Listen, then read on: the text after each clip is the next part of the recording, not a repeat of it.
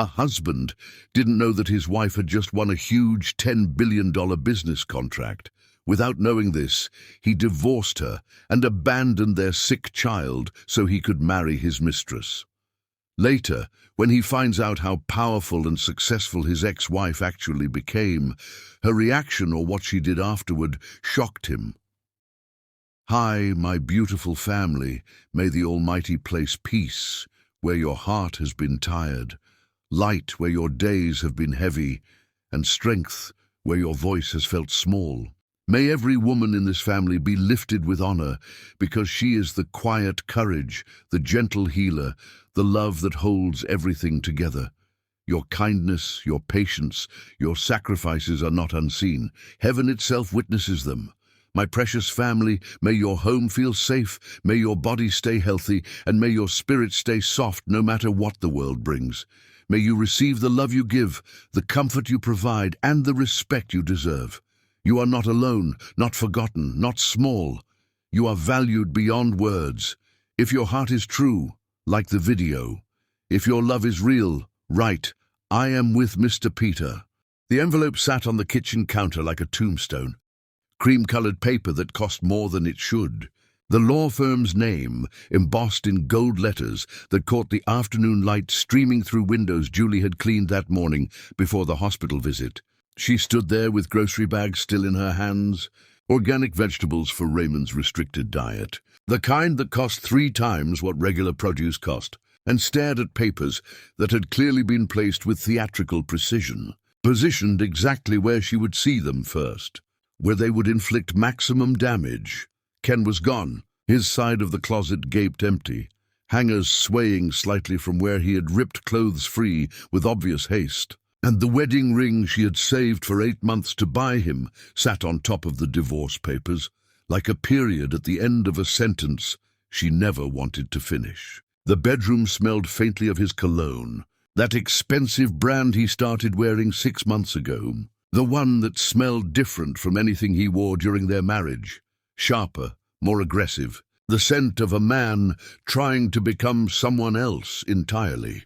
Julie set the groceries down with mechanical precision, her hands steady despite the tremor that wanted to start in her fingers, and walked to Raymond's room, where her son lay curled under blankets decorated with planets and stars, his small body fighting wars inside itself that no child should have to fight. His breathing was labored, that slight whistle in his chest that the doctor said would improve with the right treatment. The treatment their insurance was supposed to cover. The insurance Ken had promised was still active. "Mama?" Raymond's voice was paper-thin, fragile as spun glass. "Right here, baby." "Always right here." Julie sat on the edge of his bed, smoothing hair that had started falling out in patches from the medication they could barely afford. Medication that worked, but not well enough. Not without the specialists and the advanced treatments that remained just beyond their reach. "How are you feeling?" Tired, really tired. His eyes, so much like hers, searched her face with the wisdom children gain when sickness steals their childhood. "Is Dad home yet?" The question landed like a physical blow, but Julie's smile never wavered. That skill she had perfected over months of pretending everything was fine, while her marriage crumbled and her son's health deteriorated. "He had to go away for a while, sweetheart. But I'm here. I'm always here." Raymond nodded, accepting this with the resignation of a child who had learned not to ask too many questions, and Julie read him 3 chapters from his favorite book about warriors who never surrendered. Her voice steady and strong, while inside her chest something fundamental was reshaping itself, hardening into something that would never break again. The phone call had come 6 hours earlier, while she sat in the clinic waiting room with Raymond sleeping against her shoulder. His fever finally broken after 2 terrifying days. The voice on the other end was professional, congratulated her with words that felt surreal, informed her that after 18 months of preparation, proposals, revisions, and presentations that had consumed every spare moment she had, her company had been selected. The contract was hers, the largest infrastructure project the government had awarded in recent history, the kind of opportunity that transformed lives and legacies. the validation of every sacrifice she had made. She had wanted to scream with joy, to call Ken immediately, to share this impossible victory with the man who was supposed to be her partner.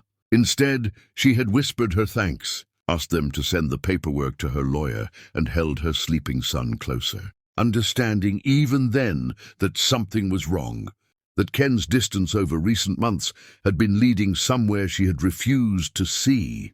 Now she understood exactly where it had led. The paperwork told its own story in cold legal language. Ken had filed for divorce 3 weeks ago, right around the time she was making her final presentation to the government panel, right when she was fighting to save their son's life and secure their future simultaneously. He had claimed irreconcilable differences, requested no alimony from her, demanded no custody of Raymond, wanted nothing except freedom from the life they had built together. He had signed away his son without hesitation, and that truth cut deeper than any affair could. Julie picked up her phone, scrolled through the messages she'd been too busy to read, found the ones from her best friend Tatiana sent over the past week. "Call me immediately. I found something." "Then Julie, please. It's about Ken." And finally, the most recent one, sent just 2 hours ago. "I'm so sorry. You deserved better than finding out this way." She dialed. Tatiana answered on the first ring, her voice tight with controlled fury. "Where is he?" Julie asked, surprised by how calm she sounded, how empty of emotion. "The Meridian Lofts, downtown, top floor. He's been living there for 6 weeks with Colette Winters, the social media influencer with the ridiculous lifestyle posts. He's been spending money like it's endless, Julie. Your joint savings is gone. The college fund you started for Raymond, gone. The emergency medical fund, completely drained. He liquidated everything he could touch and moved it into accounts with her name attached." Julie looked at the divorce papers again, saw Ken's signature scrawled across the bottom with flourish, saw how he had signed away any claim to her assets, her company, her future earnings. He thought he was divorcing a struggling business owner barely making ends meet. He had no idea the contract existed because she had kept it confidential, because government projects required discretion until they went public, because she had learned years ago that Ken stopped listening when she talked about her work, dismissing it as a hobby that kept her busy while he handled the real world. He had bet everything on leaving her with nothing, and he had lost in ways he could not yet comprehend. "Julie, are you there? What do you want me to do? I can make his life hell. One phone call and everyone will know what he did." "No." Julie's voice was steady, final. "Let him think he won. Let him believe he made the smart choice. Don't tell anyone about the contract yet. When it goes public, I want him to find out the same way the rest of the world does." Tatiana was quiet for a moment, then laughed, sharp and approving. "You're terrifying when you're calm. I love it. What about Raymond?" "I'm taking him to Fairhaven tomorrow. Dr. Pierce agreed to see him. The real treatment starts next week." "Fairhaven?" "Julie, that's the most exclusive pediatric hospital in the country." "How are you?" Tatiana stopped, understanding flooding her silence. "The contract changes everything," Julie finished softly. "Ken left us the day everything changed. He walked away from the winning lottery ticket because he was too busy chasing fool's gold." After they hung up, Julie walked back to Raymond's room, sat in the chair by his bed, and watched her son sleep. The room was small, the paint peeling in one corner, the carpet worn from years of use, but it had been filled with love and sacrifice and hope.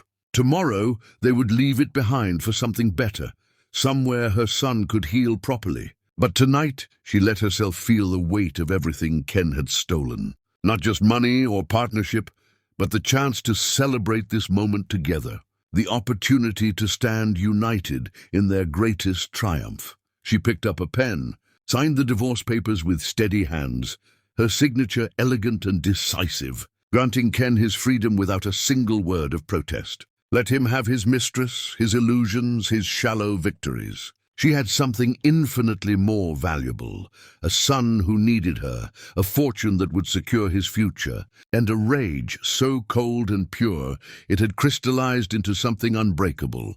Julie looked down at Raymond, his small chest rising and falling with effort, and made a promise in the darkness of their modest apartment, a vow that would reshape everything that came after.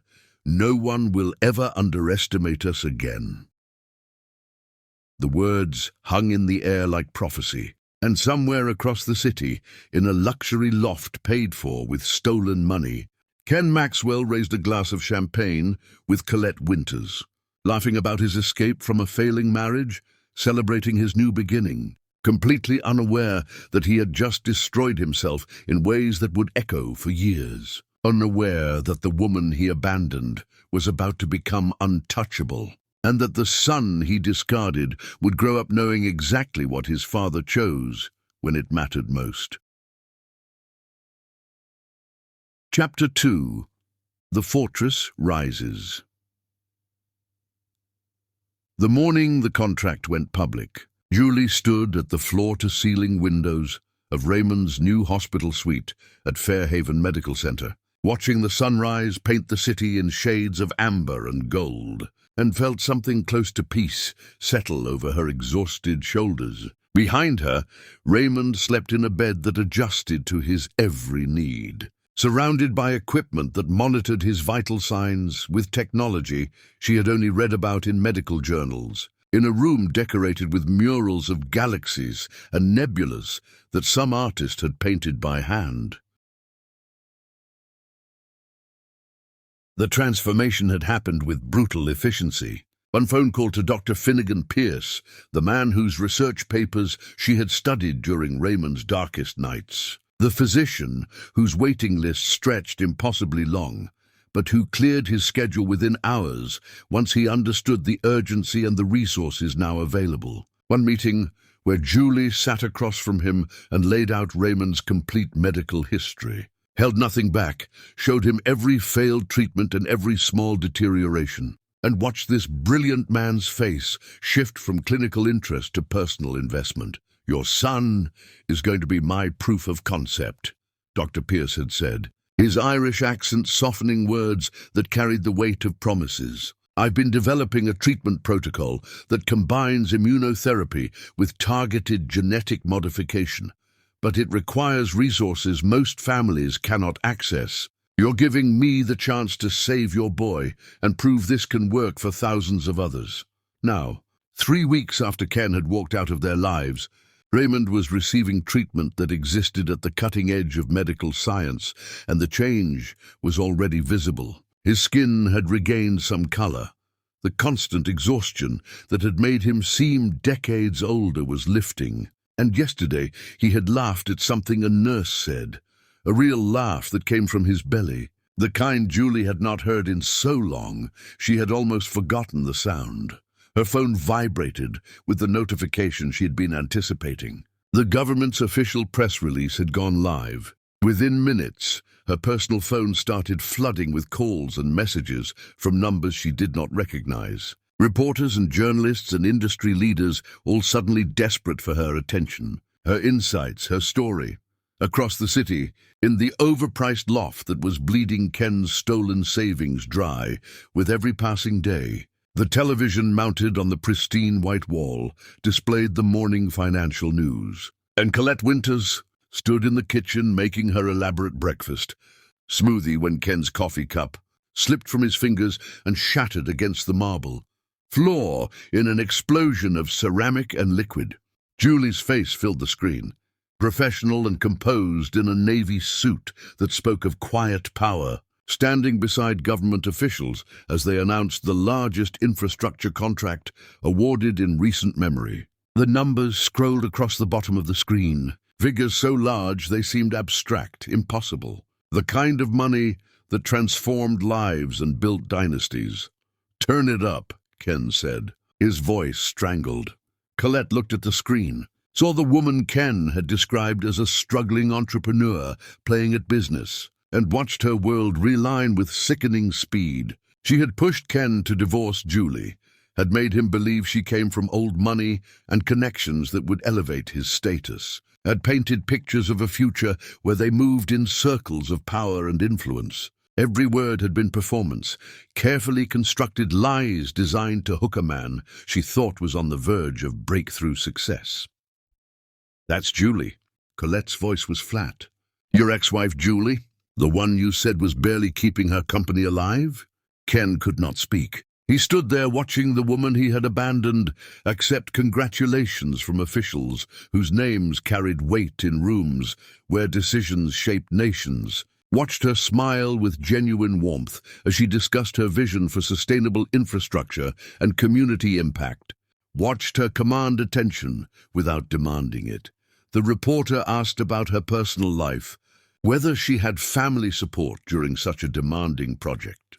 Julie's smile shifted, became something cooler, more distant, an expression Ken had never seen on her face during their marriage. "I have my son, and that's all the family I need. Some people are blessings in your life, and some are lessons. I'm grateful to finally know the difference."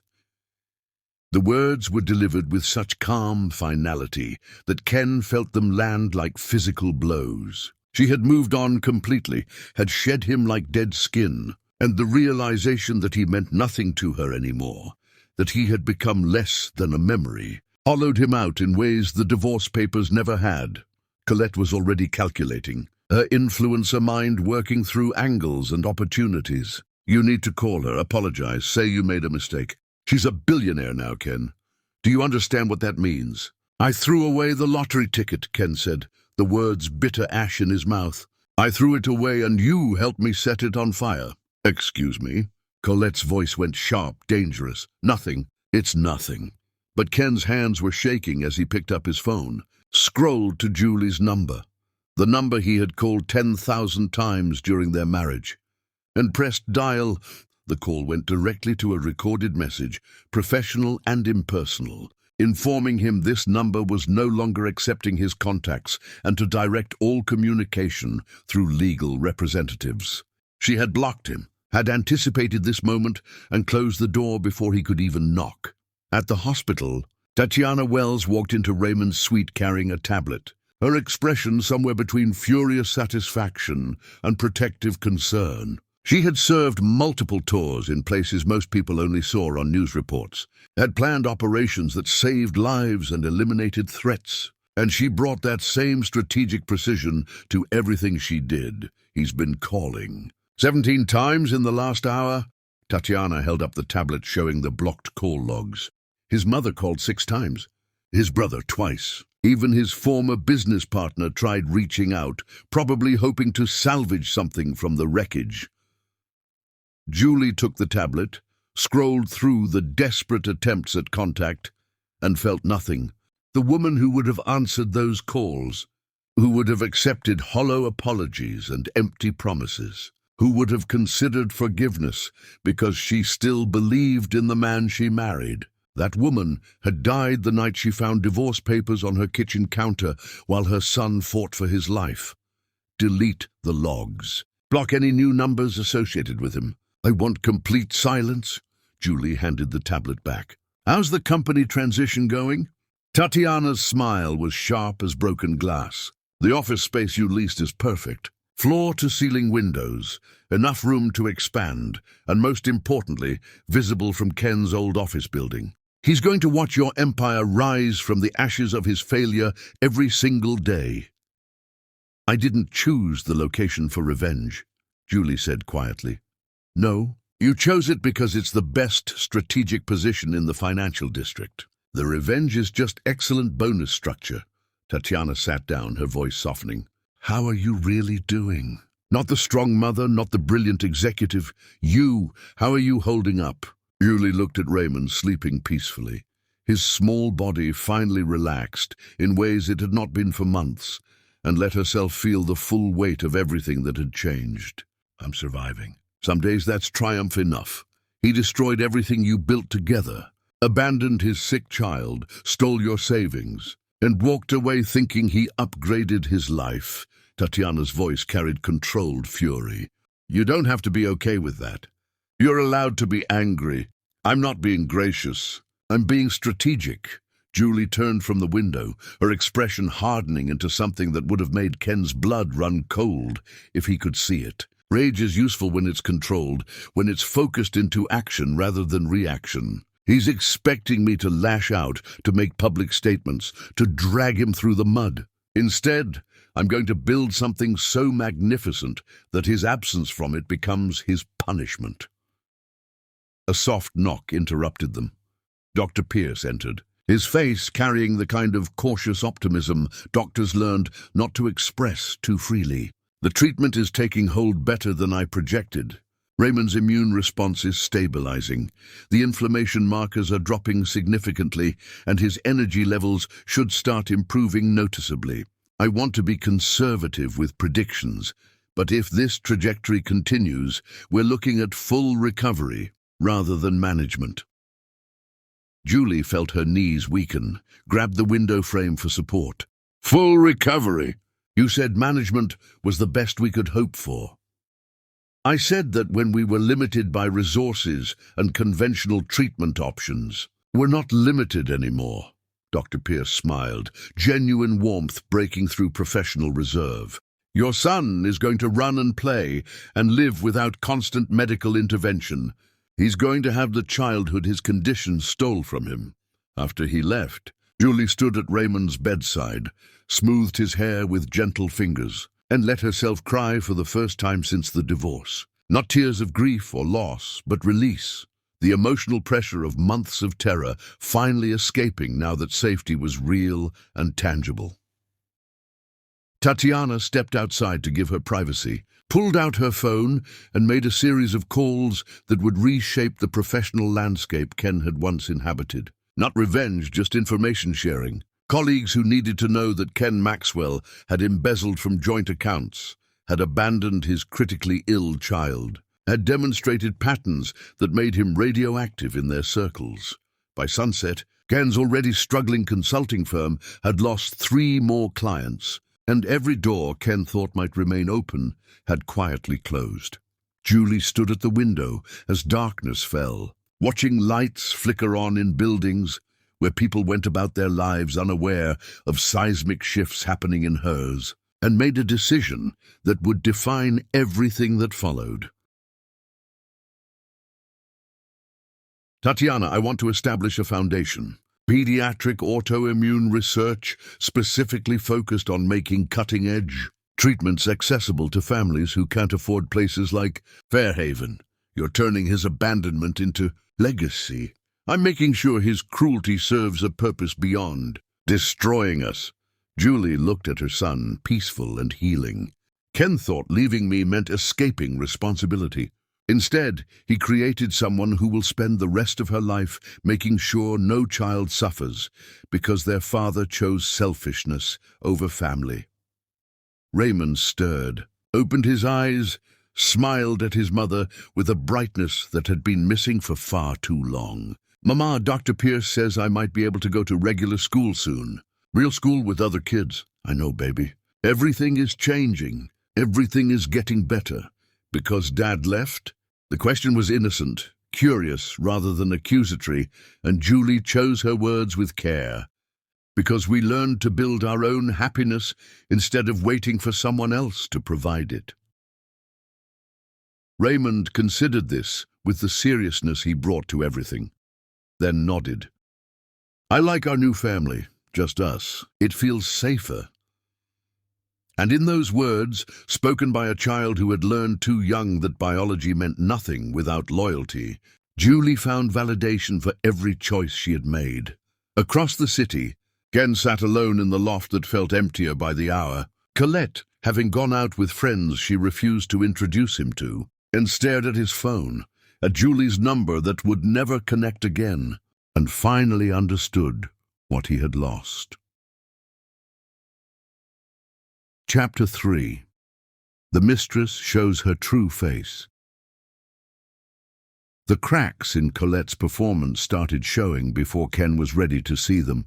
Hairline fractures in the fantasy she had constructed so carefully that he had mistaken it for reality. She stayed out later each night, came home smelling of expensive cologne that was not his, scrolled through her phone with focused intensity that spoke of business rather than pleasure. Her social media stories featured champagne brunches at restaurants Ken could no longer afford, designer shopping trips funded by mysterious sources, poses with men whose watches cost more than everything Ken owned.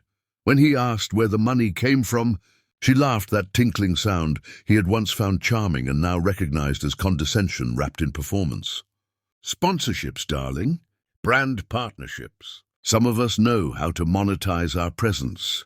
What she did not say, what became clearer with each passing day, was that her presence required association with success. And Ken Maxwell was rapidly becoming the opposite of that. His boutique consulting firm, the one he had built on Julie's connections and the reputation she had helped establish through years of introducing him at industry events, was hemorrhaging clients with the efficiency of a severed artery.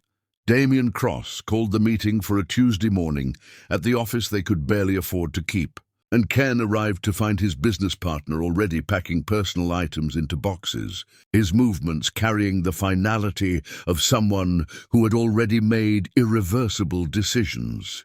"We're done, Ken." Damien did not look up from the framed degrees he was wrapping in newspaper. "I'm dissolving the partnership effective immediately. You can't just walk away. We built this together." "No, you destroyed this alone." Damien finally met Ken's eyes, his expression carrying none of the easy friendship that had characterized their relationship. "I've received 14 calls in the last 2 weeks from clients wanting to know if I was aware of your personal conduct. They're not interested in working with someone who embezzled from joint accounts to fund an affair while his child was dying. That's the narrative out there, Ken, and I'm not going to let your choices sink my career." "Julie's been talking to people. She's sabotaging me." Damien laughed, sharp and ugly. "Julie hasn't said a word publicly. She doesn't have to. The facts speak for themselves, and people talk. You stole from your family medical fund to impress a woman who wouldn't look at you twice if you were broke. And now you are broke, and guess what's about to happen?"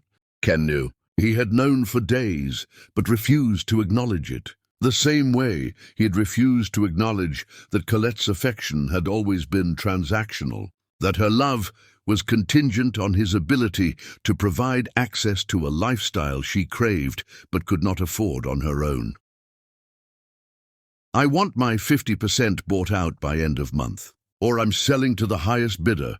Damien closed the last box with tape that screamed finality. "I've already received 3 offers from competitors who would love to absorb our client list." "Well, my client list now, you're scattered like cockroaches when the lights came on." After Damien left, Ken sat in the empty office that had once represented his professional pride, surrounded by furniture they had selected together, awards they had won through collaboration that now felt like ancient history. His phone rang. Colette's name flashed on the screen, and for a moment Ken considered not answering, preserving the illusion just a little longer. "Where are you?" Colette's voice was ice wrapped in honey. "Office." Damien just dissolved the partnership. Silence stretched between them, and Ken could almost hear her mental calculations, the way she was reassessing his value like a commodity whose price had just crashed. "I see. Well, I'm having lunch with Harrison Keller. You remember him, right? The tech entrepreneur we met at that gallery opening." Ken remembered. Harrison Keller, whose net worth made Ken's former finances look like pocket change, who had been overly friendly with Colette in a way that Ken had found threatening, but had dismissed because he believed Colette when she said Ken was her priority. "Why are you having lunch with him?" "Because he asked, and because, unlike some people, I know how to maintain valuable connections." The sweetness in her voice was toxic. "Don't wait up. I might be late." She hung up before Ken could respond, and he sat there holding his phone, staring at the blank screen, finally seeing what Julie must have seen months ago. The moment she realized the person she loved had already left, long before the physical departure. His phone buzzed with a text from his mother. Imogene Maxwell, the woman who had never hidden her disappointment that her son married a woman she considered beneath their family's social standing. Your father and I saw the news about Julie. I hope you're satisfied with your choices. You had a diamond and traded it for glass. Ken tried calling his mother, desperate for some form of support, even if it came wrapped in criticism, but she did not answer. His younger brother Wesley did, though, his voice carrying disappointment so profound it felt like grief. I can't believe what you did, Ken. Raymond is asking about you, you know. Julie told me when I called to check on him. Your son doesn't understand why his father disappeared when he needed him most. And what am I supposed to tell him? That his dad is a coward who chose a woman he barely knew over his own flesh and blood. You've been talking to Julie? But the betrayal stung worse than it should have. Of course I've been talking to Julie. She's still family to me, even if you threw that away. She invited me to Raymond's birthday celebration next month. The biggest party of the season, apparently. Athletes, entertainers, business leaders all coming to celebrate a little boy who survived because his mother refused to give up on him.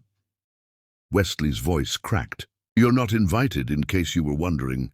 He's my son. Biology doesn't make you a father. Staying does. You left. Wesley hung up, leaving Ken alone with truths he had been avoiding. That night, Colette came home well past midnight. Her lipstick smudged, her hair slightly disheveled, smelling of wine and decisions Ken did not want to acknowledge. She walked past him without speaking, went straight to the bedroom they shared, and locked the door behind her. Ken slept on the couch that cost more than he could afford, surrounded by luxury, purchased with money stolen from his son's medical fund, and felt the full weight of his choices settle over him like a burial shroud. Morning came with harsh sunlight and harsher reality. Colette emerged from the bedroom with suitcases, her expression carrying none of the affection or desire that had once made Ken feel chosen, special, worthy of the sacrifices he had made. I'm moving out. Harrison has a place in the penthouse district, and he's offered me a room until I figure out my next steps. You're leaving me for him.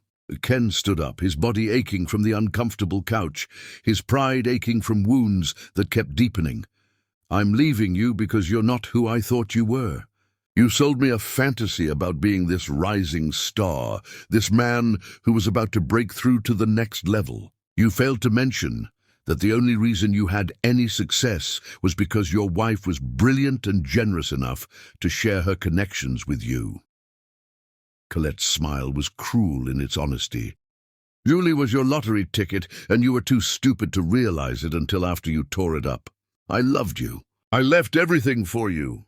You loved the idea of me. The young, beautiful woman who made you feel like you were somebody important. You loved the validation, not the person. And I played along because I thought you had something valuable to offer. She picked up her bags, moved toward the door with the confidence of someone who had already moved on mentally. You want to know the really pathetic part? Julie never tried to destroy you. She didn't have to. You destroyed yourself the moment you chose ego over family. Colette paused at the door, turned back with something almost like pity in her eyes. Your ex-wife is a billionaire who's about to change the world. Your son is thriving in the best medical care money can buy. And you're here alone, broke and bitter. That's not Julie's revenge. That's just consequences. The door closed behind her with a soft click that sounded like the period at the end of a sentence Ken had written himself. And he stood in the expensive loft that he could no longer afford, surrounded by furniture that would be repossessed, wearing clothes bought with money stolen from his son, and finally saw himself as the world saw him. Not a man who made a mistake, but a man who made a choice. And that choice had revealed exactly who he was when it mattered most. His phone buzzed, a message from the building management informing him that his rent check had bounced, that he had 5 days to make payment or face eviction proceedings. Ken looked at his bank account, saw numbers that made his stomach drop, and realized he had nowhere to go except back to his mother's house, where disappointment and judgment would be served with every meal. He scrolled through his contacts, past names of people who no longer answered his calls, past colleagues who had blocked him, past friends who had chosen Julie's side because her side was the only side that made sense, and stopped at Raymond's pediatrician, the one from the underfunded clinic they used to visit. Ken called, was put through after a long hold, asked how he could get information about his son's current treatment. "I'm sorry, sir, but you're not listed as an authorized contact anymore. Ms. Randall removed your access to Raymond's medical information when the divorce was finalized. If you have questions, you'll need to go through legal channels." Even his son's health information was closed to him now, and Ken understood with devastating clarity that he had not just lost his family, he had lost the privilege of being part of their story. Across the city, in a sprawling estate that overlooked the water, Julie stood in Raymond's new playroom and watched her son build structures with blocks, his hands steady, his energy returning, his laughter filling spaces that had been silent for too long. He was healing in ways that transcended medicine, rebuilding himself in an environment where he felt safe and valued and loved without condition. "Mama, look, I made a hospital." Raymond pointed to his creation with pride. "So other sick kids can get better like me." Julie knelt beside him, wrapped her arms around his small frame, and felt gratitude so profound it brought tears to her eyes. This moment, this simple joy of watching her son play without pain, without fear, without the shadow of abandonment hanging over them, this was worth more than any fortune.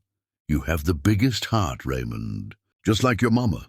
Tatiana stood in the doorway, smiling at the scene before her. "Just like the people who stay," Raymond corrected, his child's wisdom cutting through to truth that adults spent lifetimes avoiding. And in that correction, Julie heard the epitaph of her marriage and the birth cry of something stronger. Chapter 4. The Son Becomes the Warrior. Raymond's transformation was not just physical, though the changes there were remarkable enough to make Dr. Pierce quietly weep during one examination when the boy ran the length of the hallway without stopping, without wheezing, without the exhaustion that had defined his young life for so long. The real transformation was happening somewhere deeper, in the architecture of who he was becoming, shaped by his mother's strength and the harsh lesson that love is proven through presence, not promises. Julie brought Raymond to her office on mornings when he felt strong enough, not to show him off but to show him possibility, to let him see that power earned through brilliance and perseverance looked different than power taken through cruelty or inheritance. He sat in the corner of her massive office with its floor-to-ceiling windows overlooking the city, working on puzzles and reading books about engineering and space exploration, occasionally looking up to watch his mother command rooms full of executives who hung on her every word. "Why do they listen to you so carefully?" Raymond asked one afternoon, his curiosity genuine and unfiltered in the way only children's questions can be. "Because I know what I'm talking about, and I don't waste their time pretending I know things I don't. People respect honesty and competence more than they respect confidence without substance." Julie sat beside him, grateful for these moments of teaching. "Your father was very confident, but he built his confidence on other people's work. That's a house built on sand, baby. It falls down the moment the tide comes in." Raymond considered this with the seriousness he brought to everything. "Is that why he left? Because the tide came in?" "Something like that. He thought leaving before we saw his house fall would make him look smart. Instead, everyone just saw him run." They were interrupted by a knock on the door. Dr. Ananya Kapoor entered, the legendary engineer who had fled India decades ago with nothing but brilliance and determination, who had built an empire through genius that could not be denied no matter how much the world tried to dismiss her. She was ancient and elegant, her silver hair pulled back in a severe bun, her eyes sharp enough to cut through steel and soft enough to see potential where others saw problems. "So this is the famous Raymond." Dr. Kapoor sat down across from the boy with the kind of respect adults rarely showed children. "Your mother tells me you're interested in how things work. Raymond nodded, suddenly shy in the presence of this formidable woman. Good. The world needs more people who ask questions. I brought you something. She pulled out a small electronic kit, the kind used to teach basic circuitry and programming. This is how I learned engineering when I was young. You build it wrong, it doesn't work. You build it right, you make something that didn't exist before. No shortcuts, no excuses, just you and the laws of physics. Over the following weeks, Dr. Kapoor became Raymond's unofficial mentor, treating him not as a sick child to be pitied, but as a mind to be challenged. She gave him problems that seemed impossible, let him struggle and fail, taught him that failure was just information about what didn't work, that every wrong answer brought you closer to the right one if you paid attention. Raymond thrived under her instruction in ways that had nothing to do with medicine. He started asking questions that made the adults around him pause and really think, started seeing patterns and connections, started building confidence that came from genuine capability rather than empty praise. He has your mind. Dr. Kapoor told Julie one evening, after Raymond had successfully completed a project that took some teenagers months to finish. That same relentless logic combined with creative thinking. He's going to be formidable when he grows up, assuming you don't coddle him. I'm not coddling him. I'm protecting him. Protection and preparation aren't the same thing. You're preparing him beautifully. He's learning that the world can be cruel, that people you love can fail you, but that he has the capability to build his own security. That's the greatest gift you can give a child who's been abandoned. Julie took Raymond to their new home that evening, the sprawling estate she had purchased not for ostentation, but for space. For room to breathe and heal and become whoever they were meant to be, without the constraints of their former life. Raymond's room was a sanctuary designed specifically for him, with built-in bookshelves filled with adventures and science, a telescope by the window for stargazing, a dedicated space for the electronic projects Dr. Kapoor assigned him, and most importantly, a lock on the door that only he controlled. "Why did you give me a lock?" Raymond asked when he first saw it. "Because this is your space, and you deserve to feel completely safe here. No one enters without your permission, not even me. You control who gets access to your world now." Raymond had cried then, understanding in the way children sometimes do that this was about more than a bedroom lock, that his mother was teaching him about boundaries and autonomy and the right to protect himself from people who claimed to love him but demonstrated otherwise through their actions. They established new routines in their new life. Weekend mornings were for volunteering at the children's hospital where Raymond had been treated, where he read stories to younger patients who were fighting their own battles, where Julie funded entire research wings and treatment programs that would help families who could not afford what she could. Raymond was gentle with the other children, understanding their fear because he had lived it, offering comfort without pity because pity would have insulted him when he was in their position. A documentary filmmaker named Sienna Grace asked permission to film their volunteer work, and Julie agreed only after ensuring Raymond understood he could say no, that his story belonged to him, and no one else had the right to tell it without his consent. Raymond agreed because he wanted other kids to know they could survive, that being sick didn't mean being broken, that having a parent leave didn't mean being unlovable. The resulting short film was raw and beautiful, capturing moments of genuine connection between mother and son, showing Julie's strength without making her a saint, showing Raymond's vulnerability without making him a victim. There was a scene where Raymond told a young girl whose father had stopped visiting after her diagnosis that his daddy left too. But he learned that real strength comes from the people who stay, not the people who go, and that sometimes losing someone shows you who you really needed all along. The documentary went viral, won awards at film festivals, made Julie and Raymond even more beloved to a public hungry for stories of resilience and authentic love. It also meant that Ken could no longer pretend his abandonment was a private matter. could no longer control the narrative or paint himself as anything other than what he was.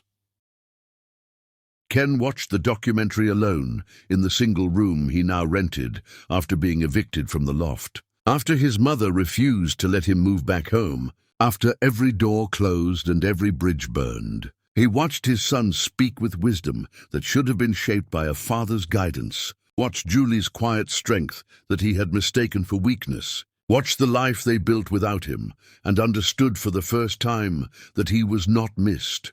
He was replaced, not by another man, but by peace, by stability, by a life built on foundations that didn't crumble the moment things got difficult. Ken tried to write a letter to Raymond, filling pages with apologies and explanations that rang hollow even to his own ears. He talked about making mistakes, about being lost, about wanting another chance to be the father he should have been. He did not mail it. What was the point? Raymond had already learned the most important lesson Ken could ever teach him, that blood means nothing without loyalty, that being a father requires showing up, that some absences are blessings disguised as abandonments. Instead, Ken kept the letter in his wallet, folded and refolded until the creases threatened to tear the paper, carrying it like a talisman of shame, a reminder of the man he revealed himself to be when his son needed him most. Raymond, meanwhile, flourished. He started attending a private school where teachers recognized his intelligence and challenged him appropriately, where he made friends with children whose parents hadn't abandoned them, who taught him through their normal family dynamics what healthy love looked like. He joined the science club, built robots and conducted experiments, came home excited about learning in ways that made Julie's heart sing. One evening, while they stargazed from their backyard observatory, Raymond asked the question Julie had been waiting for. "Do you think Dad is happy now?" Julie looked at her son, at his face illuminated by starlight, and chose truth over comfort. "I don't know, sweetheart. But I know that happiness built on hurting other people doesn't last. Real happiness comes from being proud of who you are, and your father made choices he can never be proud of. That's a heavy thing to carry. I used to be sad that he left. Now I'm just glad you stayed." "I will always stay, Raymond, always. That's not a promise, that's a fact. You're stuck with me." Raymond smiled, that bright, genuine smile that had been so rare during his illness, and returned his attention to the telescope, searching for constellations with the same focus he brought to everything, already becoming the man he would be, shaped by loss but not defined by it, strengthened by survival rather than weakened by abandonment. And Julie watched her son, her warrior, her greatest achievement, and knew that Ken's leaving had been the cruelest gift, the destruction that made room for something better, the absence that proved presence was everything. Chapter 5, The Empire Expands. The Fool Contracts. Julie's company exploded into adjacent markets with the kind of organic growth that business schools would later study and attempt to replicate, never quite understanding that her success came not from aggressive expansion strategies, but from genuine excellence executed consistently. The infrastructure contract was just the beginning, the foundation upon which she built something that would outlast her, employing thousands and improving millions of lives through work that mattered beyond profit margins. She was invited to speak at international summits, consulted by governments looking to modernize their aging systems, featured on magazine covers not because she sought attention, but because her work demanded recognition. The interviews were always the same. Journalists asking about her meteoric rise, searching for secrets or shortcuts, disappointed when she explained that excellence was built through preparation, perseverance, and refusing to accept mediocrity, even when it would have been easier. One particular interview, conducted by a respected journalist named Helena Moss for a publication that shaped global conversations, became defining. "Your personal life has been the subject of much speculation," Helena said, her approach direct but not cruel. "You finalized your divorce the same week your contract was announced. Some people believe the timing was strategic. The timing was his choice, not mine. He filed for divorce while our son was fighting for his life in an underfunded clinic. He left before he knew about the contract, before he understood what we had built together. That tells you everything you need to know about his judgment and his character. Julie's voice was measured, factual. I don't discuss him because he's not relevant to my story anymore. He's a footnote in someone else's cautionary tale. Do you have any message for people going through similar situations? Abandonment, betrayal, having to rebuild while caring for a sick child. Julie looked directly into the camera, speaking to the mothers and fathers and partners who were drowning in their own versions of her former life. You're stronger than you know, and the people who leave are showing you who they are. Believe them. Don't waste energy trying to make them stay, or understand or apologize. Use that energy to build something they can never touch, can never diminish, can never claim credit for.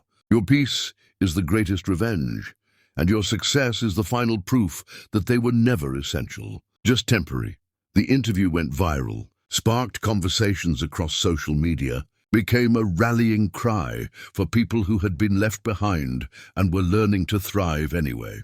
Julie received thousands of messages from strangers sharing their stories, their survival, their gratitude for seeing someone turn abandonment into ascension.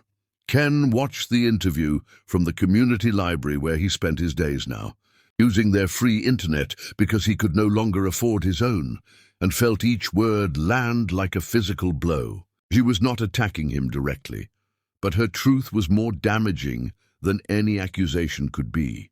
She had erased him from her narrative completely, reduced him to a lesson learned, a mistake corrected, a problem solved by his own departure.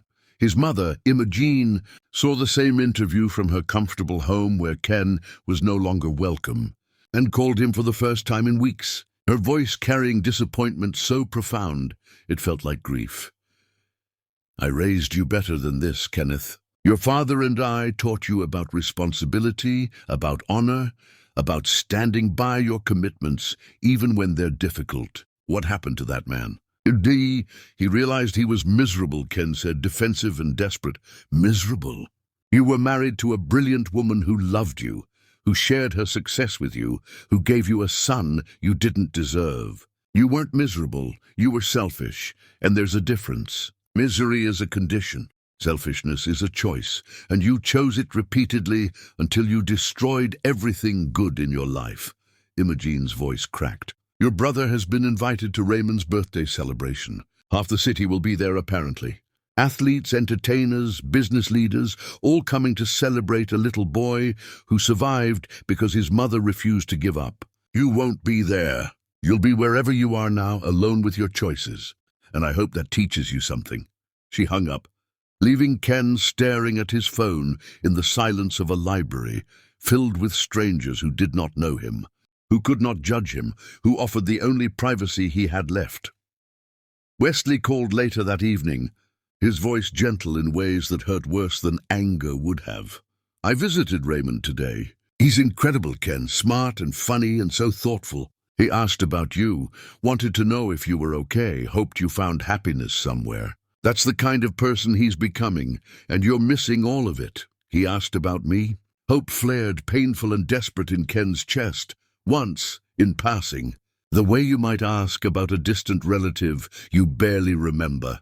You're not a presence in his life anymore, just an absence he's learning to accept. Wesley sighed heavily.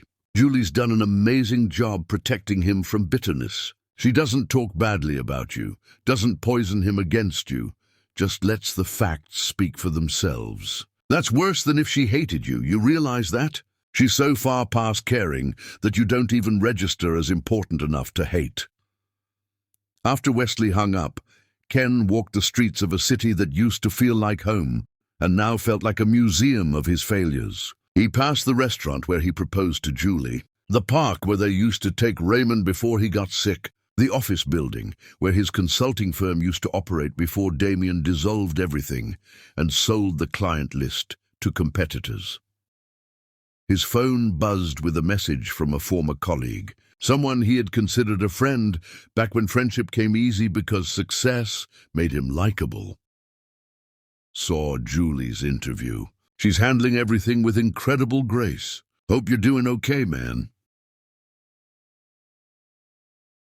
The message was polite, distant, the kind of thing you send to someone you feel obligated to acknowledge but have no real interest in supporting. Ken did not respond. What could he say? That he was living in a single room barely bigger than Raymond's old bedroom? That he was applying for positions he was overqualified for and still getting rejected? That Colette had gotten engaged to Harrison Keller, posting photos of a ring that cost more than Ken had made in his best year? Captions about finding real love after wasting time on people who weren't worth it. He walked past the gates of Julie's estate, those towering iron barriers that might as well have been 1,000 miles high, and saw lights blazing from every window, heard music and laughter floating over manicured grounds where his son lived a life Ken would never be part of. Security cameras tracked his movement. Guards appeared from nowhere, politely but firmly, suggesting he move along before they called the police. Ken moved along, as he always did now, as he would always do, perpetually outside the life he had once inhabited, watching through barriers he had built himself. The next morning, the city's social pages were filled with preparations for Raymond's birthday celebration, the event having grown from a child's party into a significant charitable function where Julie planned to announce major funding for pediatric research. The guest list read like an attendance sheet for power and influence. But more importantly, it included every child from Raymond's former underfunded clinic, their families, their doctors and nurses, everyone who had supported them when resources were scarce and hope felt impossible. Ken read about it online, saw the announced entertainment and activities, saw photos of the venue being transformed into something magical, saw quotes from Raymond about wanting to celebrate with people who cared about other people, who understood that being healthy was a gift you shared by helping others get healthy too. His son had grown into someone Ken barely recognized, someone shaped by values Ken had failed to demonstrate, someone becoming extraordinary despite having a father who had proven himself expendable. That was the final truth Ken could no longer avoid. He was not necessary. His absence had not damaged Raymond or Julie, had not limited their potential or diminished their joy. They had not just survived his leaving, they had thrived because of it. Proof that he had been dead weight they were better off shedding. Ken looked at his reflection in the darkened screen of his phone and saw a stranger, someone he used to be but could never be again, someone who had made choices that could not be unmade and must be lived with every day for the rest of a life that stretched out lonely and bitter and exactly as deserved. Chapter 6. The Birthday Party That Broke a Man. The day of Raymond's 7th birthday celebration arrived with perfect weather, the kind of crisp autumn morning that felt designed for joy. And Julie stood on the terrace of their estate, watching the final preparations unfold below, while Raymond still slept, exhausted from his excitement the night before. The venue had been transformed into something between a wonderland and a learning center, featuring interactive science exhibits staffed by educators who made knowledge feel like adventure, performance stages where musicians and magicians would blend entertainment with inspiration, and quiet spaces for children who got overwhelmed easily, complete with sensory-friendly accommodations, because Julie remembered how overwhelmed Raymond had been at parties before his illness taught him about limitations. The guest list had grown beyond Julie's initial vision, but she had allowed it because Raymond wanted his celebration to be inclusive rather than exclusive. Wanted children who never got birthday parties because their parents worked multiple jobs or because illness isolated them from normal childhood experiences. 200 invitations had been sent, and every single one had been accepted, because turning down an invitation from Julie Randall had become socially impossible. But more importantly, because the event promised to be genuinely meaningful rather than superficially impressive. Tatiana appeared beside Julie with coffee and a tablet showing the final security briefing. Everyone is accounted for except the people who matter least. Ken has been flagged by perimeter security. Apparently he tried to gain access through the service entrance an hour ago, was denied, and has been sitting in his car down the street ever since. He's watching, Julie said. Not as a question, but as a statement of fact she had anticipated. Do you want him removed from the area entirely? I can have security escort him far enough away that he can't see anything. Julie considered this, weighing cruelty against mercy, and chose the option that served Raymond rather than her own satisfaction. Let him watch. Let him see everything he gave up. Sometimes the clearest lessons come from being forced to witness what you destroyed. Raymond woke to a room filled with balloons and presents from people who had learned to love him through his mother's work and his own gentle spirit. And his face split into the kind of pure joy that made everything Julie had endured worthwhile. He opened gifts with the careful attention of a child who understood that generosity was a gift in itself, reading every card, thanking people he had never met for their thoughtfulness, demonstrating the grace Julie had worked so hard to model. "Mama, this is too much," Raymond said, overwhelmed by the sheer volume of celebration. "This is exactly right. You deserve to be celebrated, Raymond, not because you survived, but because of who you're becoming. Brave and kind and curious about everything. Those are things worth celebrating." The party began at noon, and guests arrived in waves of genuine enthusiasm. Athletes Raymond admired came and spent real time with him. Not the perfunctory photo opportunities celebrities usually provided, but actual engagement. Playing games and answering questions and treating him like someone worth knowing rather than someone to be endured. Musicians performed songs they had written specifically for the occasion. Scientists demonstrated experiments that made children scream with delight, and through it all, Raymond glowed with happiness so pure it made Julie's chest ache. Dr. Pierce arrived with his entire research team, presenting Raymond with a plaque that read Honorary Research Assistant, and explaining that Raymond's case had advanced their understanding of autoimmune treatment in ways that would help thousands of children. Raymond accepted this with the seriousness it deserved, shook hands with each researcher, asked intelligent questions about their work, and made them all laugh when he suggested they named their next breakthrough treatment after his favorite cartoon character. The moment that broke the internet happened organically, unplanned by Julie, but perfectly aligned with who Raymond was becoming. A young girl named Isadora, one of Raymond's former clinic companions who was still fighting her own illness, sat alone near the edge of the party, overwhelmed by the noise and activity. Raymond noticed, excused himself from a group of other children, and sat beside her in companionable silence until she was ready to talk. Cameras captured the moment, not because anyone staged it, but because Raymond's empathy was so genuine it demanded documentation. "Are you okay?" Raymond asked quietly. "It's loud, and I'm tired, but I didn't want to miss your party. Want to see something cool? There's a quiet room inside with telescopes and books about space. We could look at stars even though it's daytime. There's special equipment that makes it possible."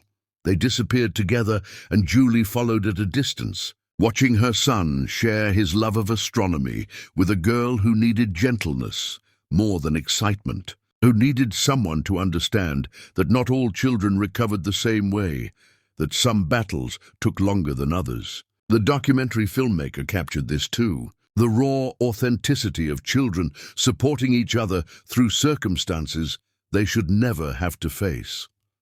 Outside the estate gates, Ken sat in his deteriorating car, close enough to hear the music and laughter, far enough away to be completely excluded.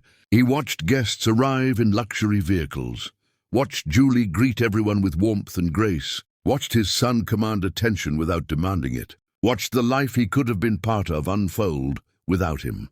His phone buzzed constantly with notifications, social media flooded with photos and videos from the party, people tagging Julie and Raymond, marveling at the celebration and the genuine love that permeated every moment. Colette's account was among the posts, showing her engagement ring prominently while gushing about how important it was to surround children with positive role models and authentic love, completely ignoring her role in destroying Raymond's family.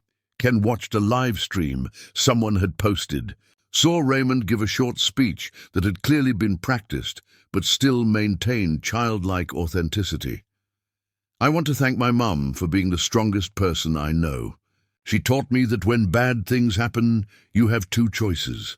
You can let them make you mean, or you can let them make you kind. I choose kind, like her. And I want to thank everyone here for coming to celebrate with us. And I want to announce something my mom and I decided together." Julie joined Raymond on the small stage, put her hand on his shoulder, and let him continue. "We're donating a lot of money to the clinic where I used to go. The one that couldn't afford the fancy treatments, but had doctors and nurses who cared about me anyway. Every kid should get fancy treatment and people who care. So now they will." The crowd erupted in applause, and Raymond beamed, and Julie felt tears threatening despite her determination to remain composed.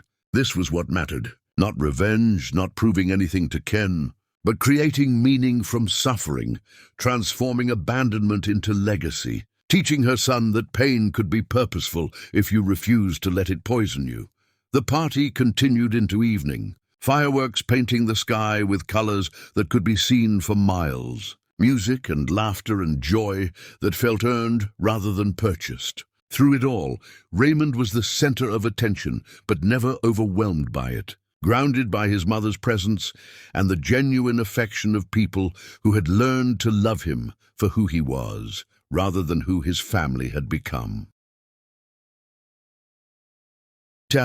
Photographer captured a moment that would define the entire day. Julie and Raymond dancing together, her face pressed against his hair, his arms wrapped around her waist, both of them lost in the simple perfection of being together.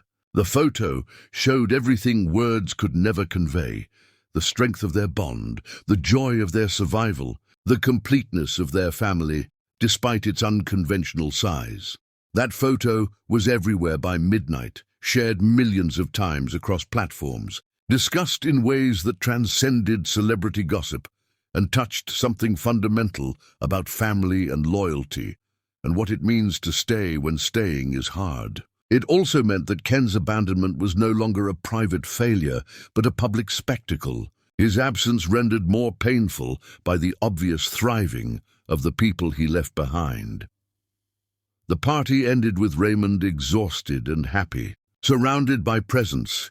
He insisted on organizing immediately because Dr. Kapoor had taught him that discipline was how you honored gifts. Julie tucked him into bed, listened to him recount every detail of his day with the enthusiasm of a child who had been given exactly what he needed. "Mama, did my dad know about the party?" "I imagine he heard about it, sweetheart. Do you think he wished he was here?" Julie chose her words carefully, balancing truth with kindness. "I think he wishes a lot of things now that are impossible to have. But we can't spend our time worrying about what he wishes. We can only control what we do, and today we chose joy. That's always the right choice." Raymond accepted this, already drifting towards sleep, his last words barely audible. "I'm glad he left, Mama.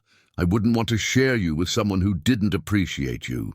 And in those words, spoken by a child wise beyond his years, Julie found peace with everything that had happened, understanding that sometimes the cruelest abandonment leads to the greatest freedom.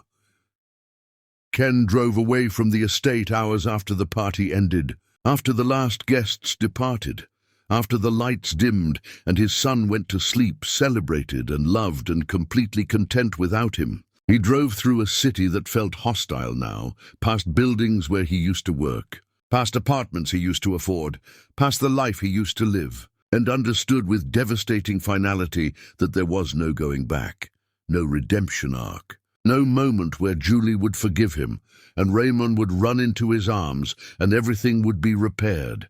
He had destroyed his family with choices that could never be unchosen, and watching them thrive without him was the punishment he would carry for the rest of his life. Chapter 7. The systematic dismantling. Julie never spoke Ken's name in public forums, never gave interviews discussing him specifically, never engaged in the public destruction that would have been so easy and so satisfying for her to orchestrate. She did not need to. Her success was his punishment, her happiness his torture, her complete indifference his ultimate defeat. But the world was not as circumspect as Julie, and the systematic dismantling of Ken Maxwell's reputation happened, organically through the actions of people who had been waiting for permission to speak truth about a man they had always known was hollow at his core. Damian Cross, Ken's former business partner who had dissolved their firm and sold every salvageable asset, appeared on a podcast about ethical business practices and spoke with the freedom of someone who had nothing left to protect. The host asked about partnerships that failed spectacularly, and Damian needed no more invitation than that. "I worked with a man who I thought was a visionary, someone who understood our industry and had the connections to build something meaningful. Turns out his vision was borrowed from his wife, and his connections were hers, not his. When she left, everything collapsed because there was no foundation. He had built his entire professional identity on someone else's brilliance, and when that brilliance was no longer available for him to exploit, he had nothing. But the worst part wasn't the professional failure. It was watching him embezzle from joint accounts from his son's medical fund to impress a woman who saw him as a stepping stone rather than a destination. That's not a business failure, that's a character failure, and those are much harder to recover from. The episode was downloaded millions of times, shared across professional networks, cited in business ethics courses as an example of how moral bankruptcy led to financial bankruptcy. Ken's name was never mentioned, but everyone knew exactly who Damian was describing. And the few remaining professional opportunities Ken had been quietly pursuing evaporated completely. Imogene Maxwell, Ken's mother, who had always carried herself with the rigid dignity of someone who valued appearances above all else, granted an interview to a society columnist who had covered their family for decades. The columnist asked about Imogene's philanthropic work, her family, her thoughts on legacy and generational success. Imogene's response was surgical in its precision. "I raised my children to understand that privilege comes with responsibility, that family is sacred, and that your word means everything. My youngest son has become a celebrated architect whose affordable housing projects are transforming communities. My oldest son destroyed his family while his child was dying, stole money that was meant to save his son's life, and proved that bloodlines mean nothing without character to sustain them. I grieve the man he could have been, and am ashamed of the man he chose to become. His ex-wife, a woman he never deserved, has shown more grace and strength than he ever demonstrated, and she will always be more family to me than he is." The interview was devastating, precisely because it came from Ken's own mother. Because her disappointment was so profound, it overrode the familial loyalty that typically protected even the worst children from parental criticism. Ken read it alone in the single room he rented in a neighborhood far from anything he used to know, and felt what little remained of his dignity crack and crumble. Wesley, Ken's younger brother, who had maintained contact with Julie and Raymond despite Ken's abandonment, became an unofficial bridge between the worlds, attending Raymond's school functions, birthday parties, holiday celebrations, fully integrated into their lives, while Ken remained permanently outside. Wesley never spoke publicly about Ken, but his presence in Julie's life spoke volumes, demonstrating that family was a choice rather than an obligation, that loyalty had to be earned and maintained through action. Ken's attempts to find employment became increasingly desperate and increasingly futile. Every interview ended the same way.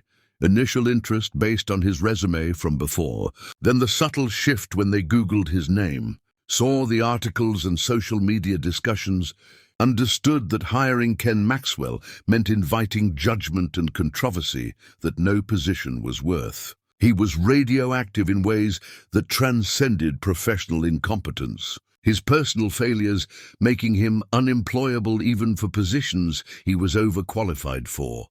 He took work where he could find it, day labor and gig economy positions that paid barely enough to cover rent and food, jobs that left him exhausted and bitter, working alongside men who had always struggled rather than men who had fallen from previous heights. They were kind to him in ways that hurt worse than cruelty, sharing their lunch, offering advice about surviving poverty, treating him as one of them without knowing he used to look down on people in their position.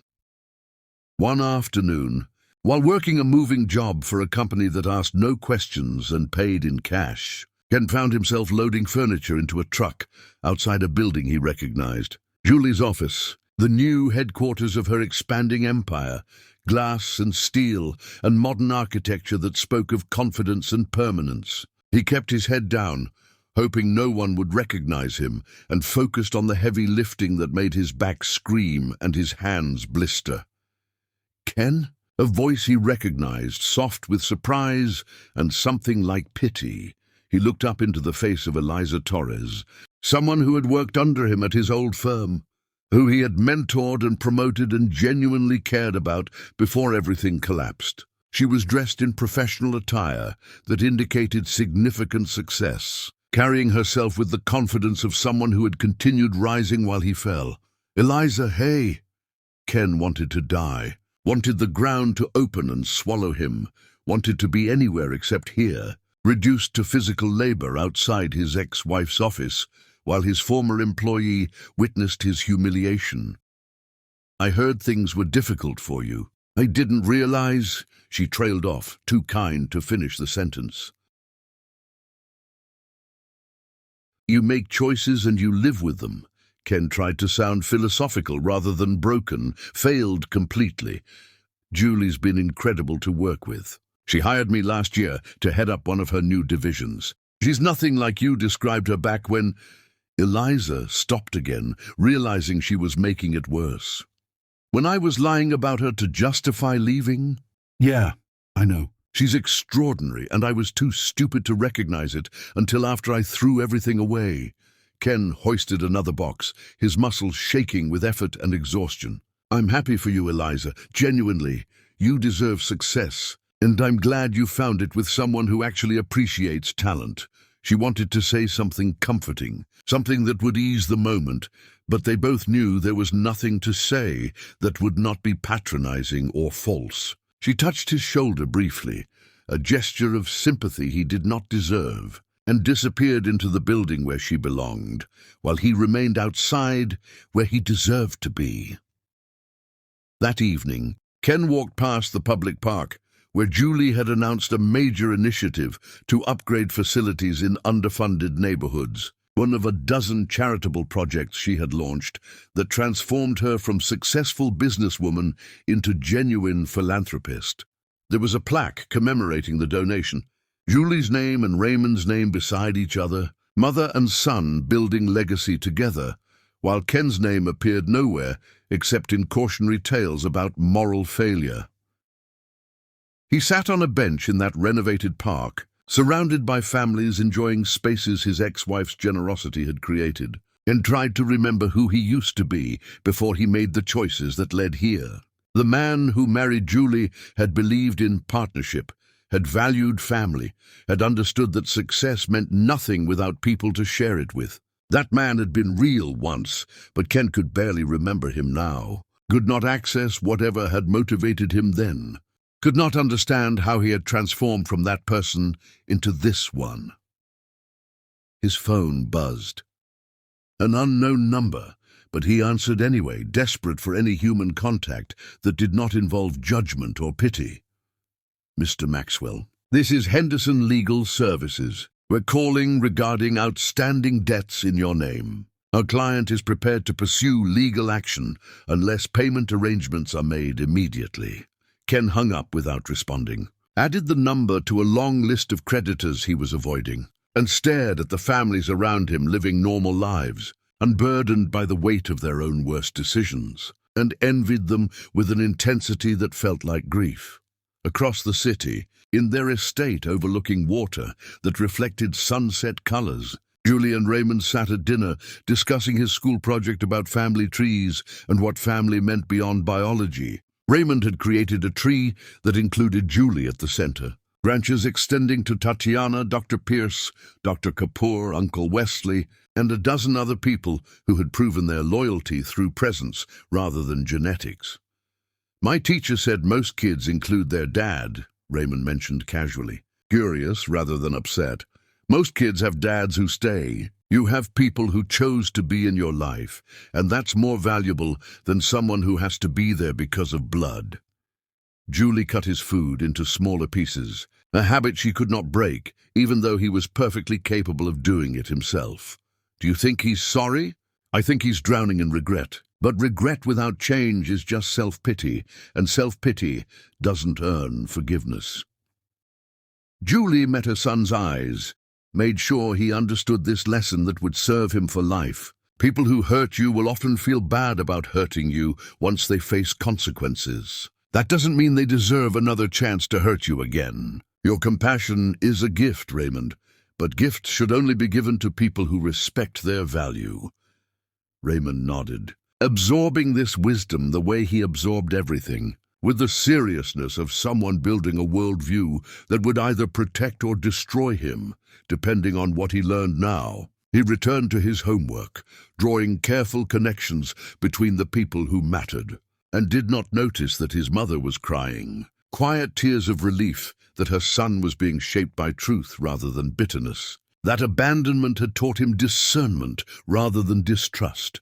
Ken would never know about this conversation, would never understand that his son had processed his absence and moved forward without the damage Ken assumed would be inevitable. He would spend the rest of his life imagining Raymond broken by his leaving, needing him, damaged in ways that required Ken's return to repair. He would be wrong, and that wrongness would be his greatest punishment. The understanding that he was not necessary, that his son was better off without him, that he had not inflicted permanent damage, but rather offered an opportunity for Julie to demonstrate the kind of love that actually mattered. The systematic dismantling of Ken Maxwell was complete, not through Julie's intervention, but through the natural consequences of a man who revealed himself as hollow when pressure exposed his core. His empire, such as it was, collapsed. His reputation dissolved. His family rejected him. His friends abandoned him. His son thrived without him. And through it all, Julie built something beautiful on the ruins of what he destroyed. Proof that sometimes the best revenge is refusing to be broken by the people who tried to break you. Editor 8, The Son's Reckoning, Raymond's 8th birthday, arrived with less fanfare than the previous year's celebration. Not because Julie's resources had diminished, but because Raymond himself requested something smaller, more intimate, focused on the people who mattered most, rather than the spectacle that had defined his 7th year. They celebrated at home, with 24 guests, mostly Raymond's closest friends and their families, the researchers and medical staff who had saved his life, and the handful of adults who had proven themselves through consistent presence rather than grand gestures. The change in Raymond over the past year was remarkable to everyone except Julie, who had witnessed his transformation day by day, and therefore could not see how extraordinary it truly was. He had grown taller, his body finally catching up to where it should be after years of illness stunting his development. His hair had grown back thick and healthy. His energy seemed boundless, and most importantly, his spirit carried a confidence that came from surviving rather than from being protected from hardship. Dr. Pierce pulled Julie aside during the party, his expression carrying the kind of news that physicians rarely got to deliver. "I'm releasing Raymond from my care, not because he needs someone else, but because he doesn't need me anymore. His condition is in complete remission. His immune system is functioning normally, and every marker we track is exactly where it should be for a healthy child his age. He's not just surviving, Julie, he's thriving. You saved his life by refusing to accept limitations," Julie cried, right there in her kitchen, surrounded by the sounds of children laughing and cake being served. Cried the way she had not allowed herself to cry during the dark months when she did not know if Raymond would survive, let alone thrive. Dr. Pierce held her while she broke apart with relief and gratitude and the overwhelming recognition that they had made it through the impossible and come out the other side intact. Later, after the cake had been eaten and presents opened and guests had departed, Raymond sat with his mother on their terrace and asked the question she had been expecting for months. "Do you think I should try to talk to my dad?" Julie's instinct was to protect him from more disappointment, to spare him the inevitable rejection or hollow promises. But she had learned that protection sometimes meant allowing pain if the lesson was valuable enough. "Do you want to talk to him?" "I don't know. Sometimes I wonder if he thinks about me, if he's sorry, if he wants to know who I'm becoming." Raymond picked at a loose thread on his shirt, the nervous gesture he reverted to when discussing difficult topics. "But then I remember that he left when I was sick, and if he cared about who I was becoming, he would have stayed to find out." "That's very wise." "Sweetheart, Dr. Kapoor says wisdom is just pattern recognition. I recognize the pattern of someone who leaves when things are hard, and I know that pattern doesn't change just because things get easier." Raymond looked at his mother with eyes that had seen too much for someone so young. "I'm not sad about it anymore. I'm just aware, like knowing the sky is blue. It's just a fact. You don't owe him anything, Raymond. Not forgiveness, not a relationship, not even acknowledgement. Your emotional energy belongs to you, and you get to decide who deserves access to it." They sat in comfortable silence, watching the city lights flicker on as darkness fell. Two people who had learned that family was built through choice and consistency rather than biology and obligation. Raymond had become someone extraordinary, not despite his father's absence, but because his mother filled that absence with love that did not depend on anyone else's participation. The documentary about their journey had continued generating attention, leading to speaking invitations and interview requests that Julie usually declined on Raymond's behalf. But when a children's advocacy group asked if Raymond would consider speaking to kids who had parents who abandoned them, Julie let Raymond decide. "I want to do it," he said, after thinking for several days. "Not because I'm special, but because I was them and I survived. And maybe that matters to someone who thinks they won't." The speaking event was held at a community center in an underfunded neighborhood, the kind of place where hope came in scarce supply, and children learned early that adults often failed them. 50 kids attended, ranging in age from 6 to 16, all dealing with some form of parental abandonment, all carrying wounds that would shape them for better or worse, depending on what they learned to do with the pain. Raymond stood at the front of the room, looking impossibly small in front of so many hurting children, and spoke with honesty that adults 3 times his age struggled to achieve. "My dad left when I was really sick. He took all our money to be with someone else, and I thought that meant something was wrong with me, that I wasn't good enough to make him stay. But my mom taught me that people leave because of who they are, not because of who you are. And the people who stay, even when it's hard, those are your real family." A teenage girl in the back raised her hand. "Do you miss him?" "Sometimes I miss the idea of having a dad, but I don't miss him specifically because the person I thought he was never really existed. I was missing someone I made up in my head, not the actual person who left." An older boy, maybe 15, asked the question they were all thinking.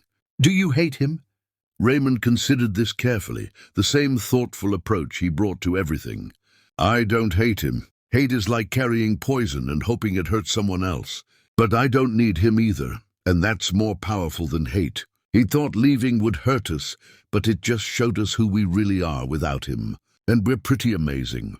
The children absorbed this, some crying, some nodding, all processing their own versions of abandonment through Raymond's truth. Julie watched from the side of the room, her heart simultaneously breaking and swelling with pride. understanding that her son had transformed his pain into purpose, his abandonment into advocacy, his suffering into strength that could help others. After the event, a young girl approached Raymond, maybe 7, with braids and eyes that had seen too much sadness. "My daddy left too. Mama says he's not coming back." "Then your mama is being honest with you, and that's good. The worst part isn't them leaving, it's waiting for them to come back when they won't." Raymond knelt to her level, this boy who had learned empathy through experience rather than instruction. "You know what helped me? Building a life so good that if he ever did come back, I wouldn't want him to mess it up." The girl smiled, small and uncertain but real, and wandered back to her mother, who was crying silently in the corner, grateful that her daughter heard from someone who understood. That night, someone posted video from the event, and it spread across social media with the velocity of content that touches universal pain. Raymond's words were quoted, shared, discussed, held up as an example of how children can survive parental failure if given proper support and honest truth. Ken saw the video 3 days later, forwarded to him by someone he did not know, with a message that said simply, "Your son is remarkable despite you." He watched Raymond speak with wisdom and confidence and clarity, watched him help other children process abandonment, watched him turn the worst thing Ken had ever done into something meaningful and helpful and profound. Ken tried to write another letter, filling pages with apologies and explanations and desperate pleas for a chance to know his son. He wrote about regret and change and understanding, about how he had been lost and selfish and wrong, about everything that mattered. He wrote until his hand cramped and his vision blurred. And then he tore it all up because he finally understood what Julie had been trying to tell him through her silence. Raymond did not need his apologies or explanations, did not need anything from him at all, had built a complete and beautiful life without Ken's participation or approval. The realization was devastating in its completeness. Ken had not just lost his son. He had revealed himself as unnecessary, as disposable, as someone whose presence added nothing and whose absence created space for better things to flourish. That was worse than being hated or missed, being irrelevant to people who had every reason to center their lives around him. Raymond, meanwhile, continued thriving in ways that would have seemed impossible during his illness. He excelled academically, particularly in sciences and mathematics, showing the same analytical brilliance his mother possessed. He made friends easily, the kind of genuine connections built on mutual interest and respect rather than social positioning or parental pressure. He volunteered weekly at the hospital where he had been treated, reading to younger patients and offering comfort that only someone who had been through similar darkness could provide. Dr. Kapoor continued mentoring him, pushing him harder than anyone else would dare, treating him like a colleague in training rather than a child to be coddled. Under her guidance, Raymond had built several impressive projects, won regional science competitions, and developed a reputation in educational circles as someone exceptional to watch. "Your son is going to change the world," Dr. Kapoor told Julie one evening after a particularly intensive mentoring session, not because of what happened to him, but because of how he chose to process it. He learned early that suffering can make you bitter or better, and he chose better. That's the rarest kind of wisdom. Julie knew Dr. Kapoor was right, could see the shape of the man Raymond was becoming, and understood that Ken's abandonment had been the cruelest gift. The destruction that cleared space for Raymond to be shaped by people who actually understood excellence and character. That night, while Raymond slept peacefully in his room, surrounded by books and projects and evidence of a life well lived, Julie stood at her window looking out over the city and felt complete in ways she had not felt during her marriage. She had built something extraordinary from the ruins of Ken's betrayal, had transformed abandonment into ascension, had proven that the best revenge was refusing to be diminished by people who tried to destroy you. She thought about Ken occasionally, wondered if he understood yet what he had lost. If he grasped that his son was becoming someone remarkable without any guidance or presence from him. She hoped he did, hoped the understanding was as painful as it deserved to be, hoped he spent the rest of his life watching from the outside while Raymond flourished within the fortress she had built. But mostly, she did not think about Ken at all, had moved so far past him that he barely registered as a presence even in memory. And that indifference was the final victory, the ultimate proof that he had been wrong about everything that mattered. Chapter 9. The False Prophet Returns. Ken's descent into complete destitution happened gradually.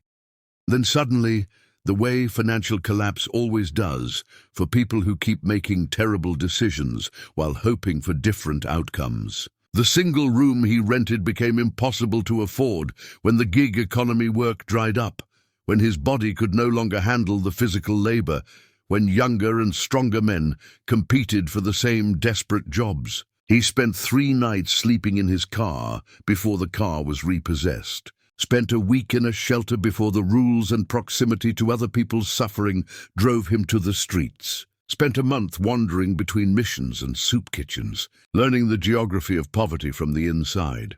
He developed a drinking problem, the kind that starts as escape and becomes necessity, that transforms from choice to compulsion faster than most people realize. Alcohol was easier to obtain than dignity, cheaper than hope, more reliable than the few remaining people who might have helped him if he had asked. He did not ask. Pride was the last thing he had left, and he clutched it tightly, even as it prevented him from accessing the few lifelines still available. Winter came early and stayed late, and Ken found himself in the public library during operating hours, using their computers to search for his son's name, reading articles about Raymond's accomplishments and Julie's expanding empire, seeing photo after photo of lives lived beautifully without him. It was masochistic, this obsession with tracking people who had moved on. But he could not stop, could not release his grip on the family he had destroyed, could not accept that they were truly better off without him. He started planning his return the way desperate men always do, with delusion disguised as strategy.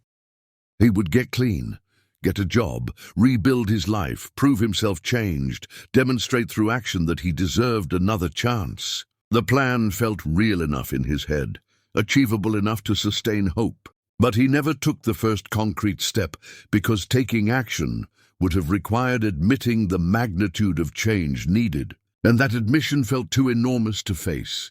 His mother, Imogene, tracked him down through a private investigator she hired out of maternal concern that overrode her disappointment, and met him at a coffee shop where she paid for his meal and watched him eat with the desperation of someone who had not eaten properly in days.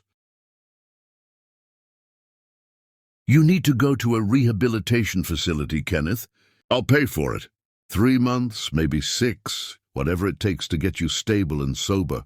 I don't need rehab, Mom. I need a chance. I need to talk to Raymond to explain what? That you abandoned him while he was dying so you could sleep with a woman young enough to be his babysitter.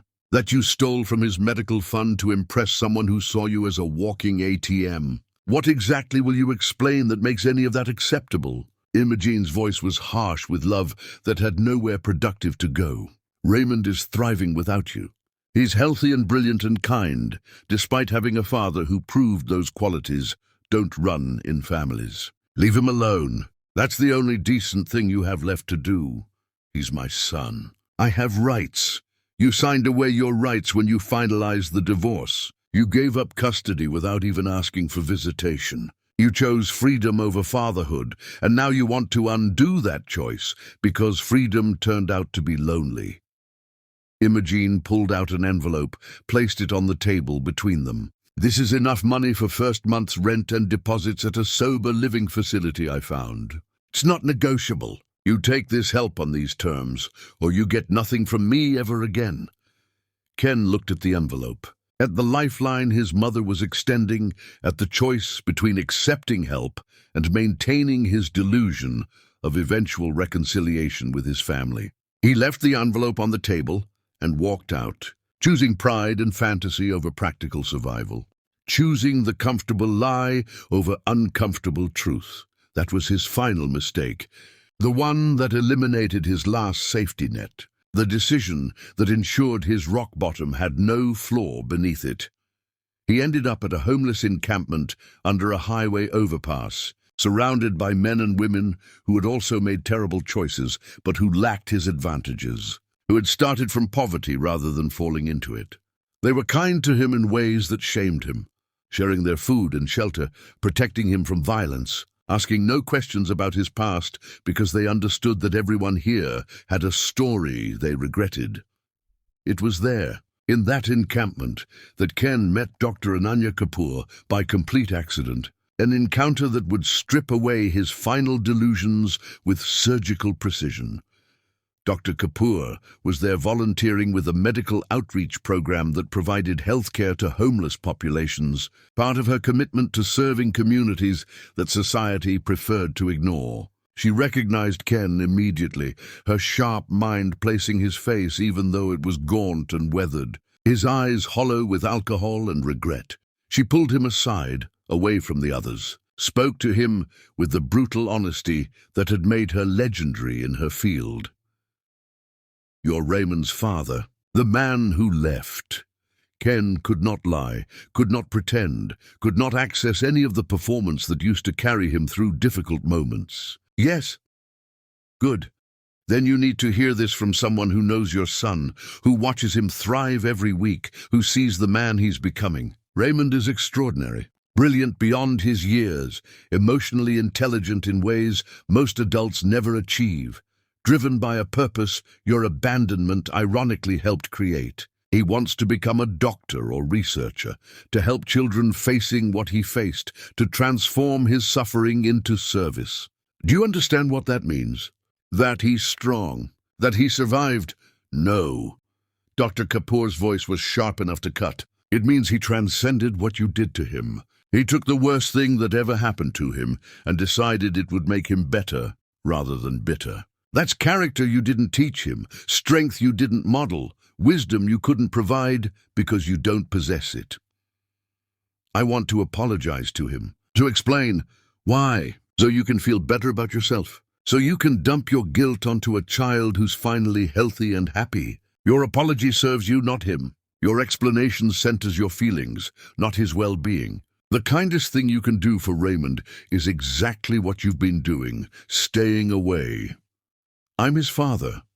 Biology is not identity. You're a man who once contributed genetic material. Julia's his parent, the one who stayed when staying was hard, who sacrificed everything to save him, who taught him that family is built through action rather than genetics. You left when things got difficult. That's not fatherhood. That's cowardice with a convenient biological explanation. Dr. Kapoor's words were devastating precisely because they were true, because they articulated what Ken had been avoiding acknowledging, because they removed the last comfortable lie he had been telling himself about eventual reconciliation. What should I do? Get help.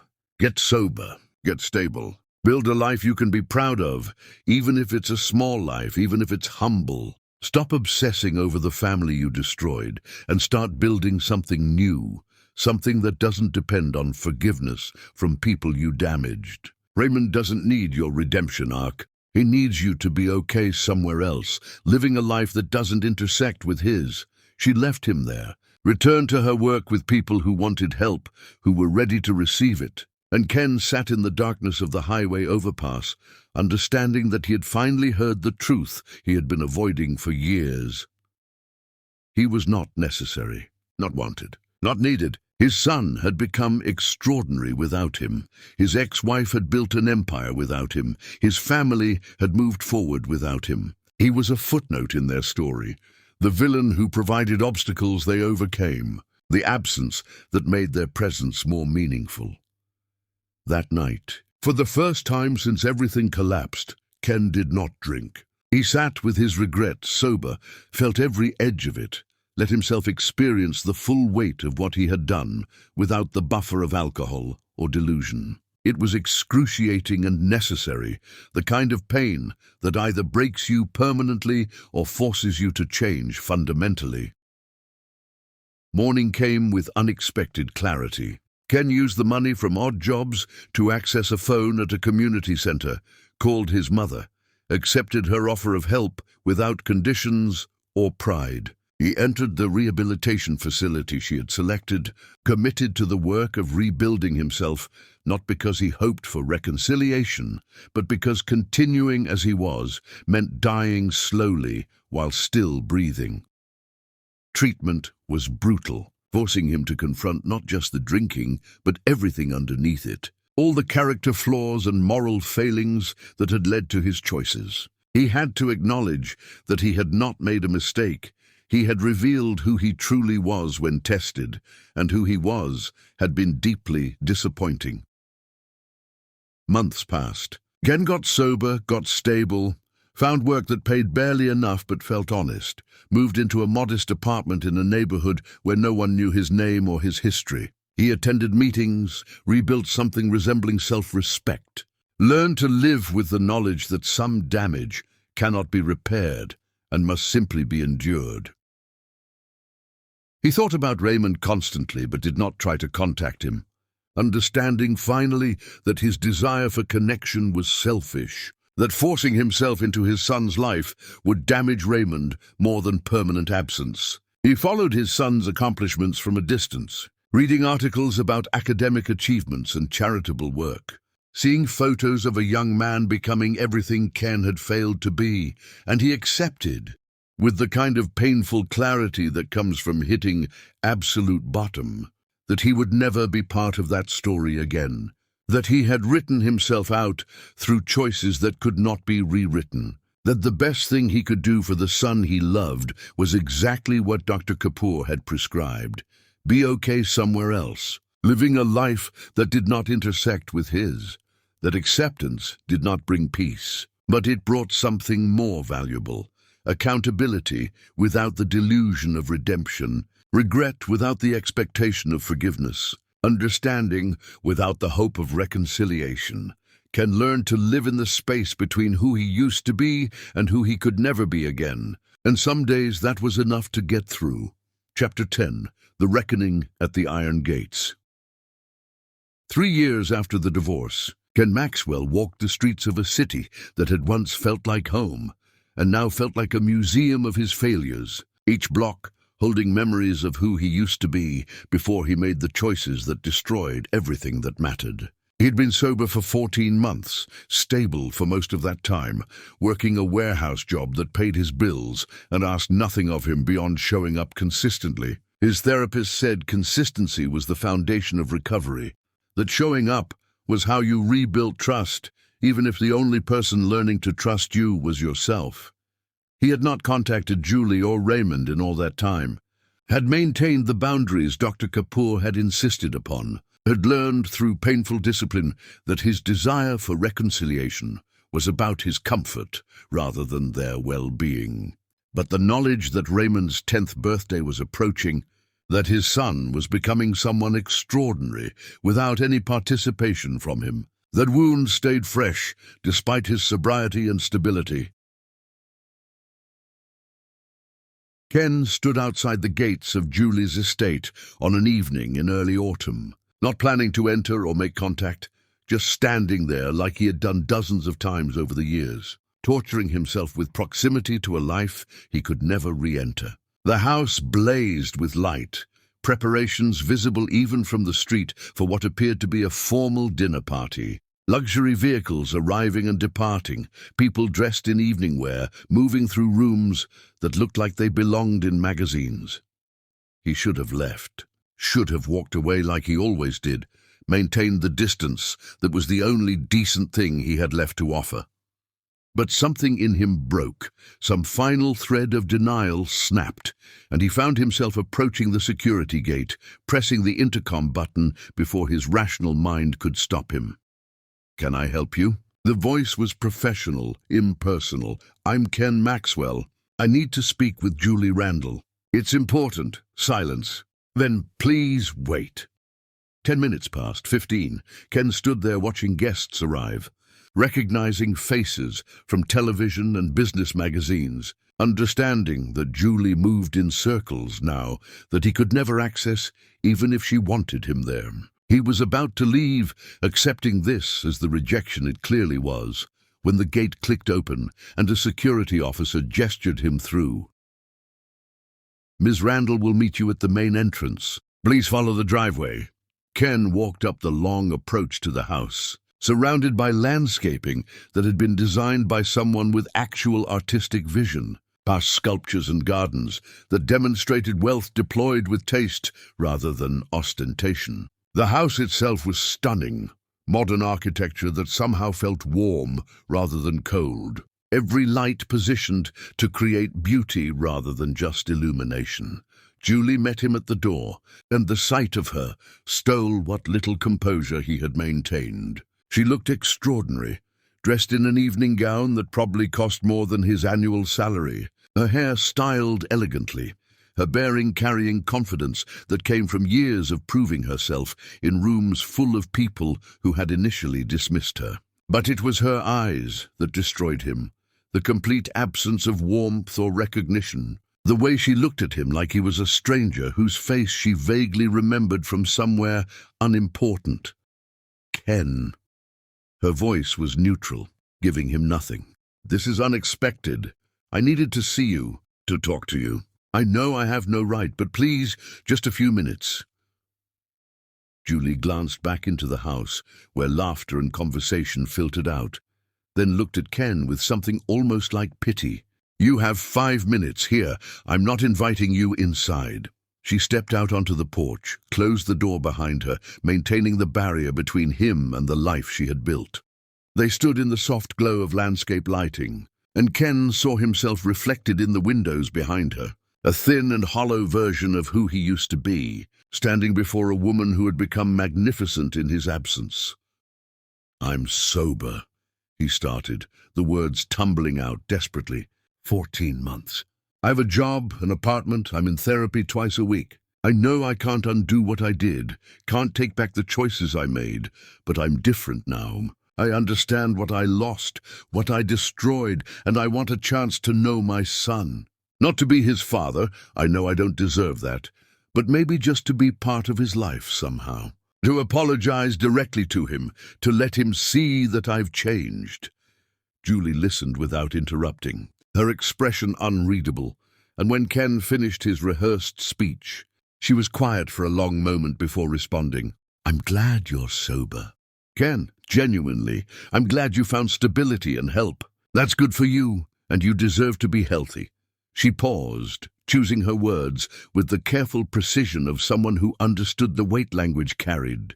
But Raymond doesn't need your apology or your presence. He's thriving without you, becoming someone extraordinary, and forcing yourself into his life now would serve only your emotional needs, not his. I've changed. I'm not the man who left. Maybe you have changed, but change doesn't erase impact, and the impact you had on Raymond was profound. He learned at 6 years old that his father would abandon him when things got difficult, that biology meant nothing without loyalty, that he couldn't depend on promises from people who claimed to love him. Those lessons shaped him, and he processed them with remarkable grace, but they still hurt him in ways you'll never fully understand. I want to apologize for that, to explain that I was lost and selfish and what? Julie's voice hardened slightly. And that will somehow make it better. Raymond doesn't need your explanations or excuses. He made peace with your absence years ago. You're not a presence in his life anymore, Ken. You're a lesson he learned about who not to become, and that lesson served him well. Ken felt tears threatening, swallowed them back with difficulty. I have rights. He's my son. You signed away your rights when you finalized the divorce. You gave up custody without even asking for visitation. You chose freedom over fatherhood, and you don't get to undo that choice now because freedom turned out to be lonely.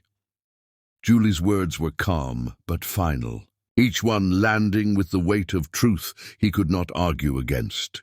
You want to know the really devastating part?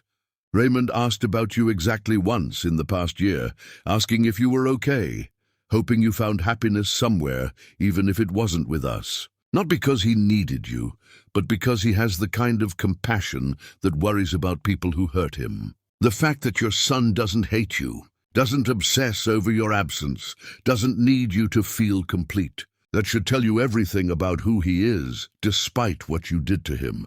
The truth of it broke something in Ken. The understanding that his son had transcended his abandonment so completely that Ken barely registered as important enough to resent. What am I supposed to do now? How do I live with this? You do what you should have done years ago. Build something meaningful with your own life, instead of trying to reclaim pieces of ours.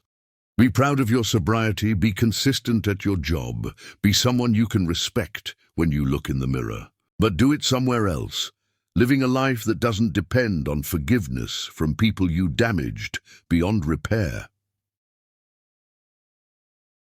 Ken looked at the house behind her, at the warm lights and sounds of celebration, at the life he could have been part of if he had made different choices. Can I at least see him, just from a distance? I won't approach him, won't speak to him, just see him? Julie considered this, and Ken saw the calculation behind her eyes, the way she was weighing his request against her son's well-being. Finally, she stepped aside slightly, gestured to a large window where the dinner party was visible. Raymond stood among the guests, tall for his age and radiating confidence, engaged in animated conversation with adults who were treating him as an intellectual equal rather than a child to be tolerated. He was laughing at something someone said, his face bright with genuine joy, completely comfortable in this world of achievement and influence, belonging there in ways Ken never had, even during his best days. He wants to be a doctor, Julie said softly, specifically a pediatric specialist focusing on autoimmune disorders. He wants to help children like he was, make sure they get the treatment he received. Dr. Kapoor says he has the mind for it, the discipline, and most importantly, the compassion. He's going to change lives, Ken. He's going to matter in ways most people never do.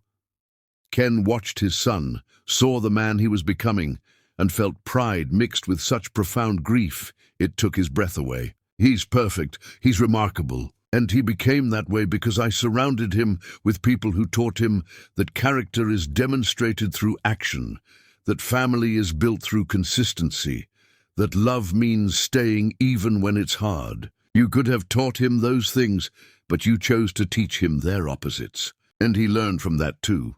Raymond glanced toward the window, and for a brief moment his eyes seemed to find Ken's through the glass. Ken raised his hand slightly, a tentative wave, a gesture of connection across impossible distance. Raymond's expression shifted, recognition flickering across his face, and then he simply turned away, returned his attention to the conversation he was having, dismissed his father's presence as easily as someone might dismiss a stranger.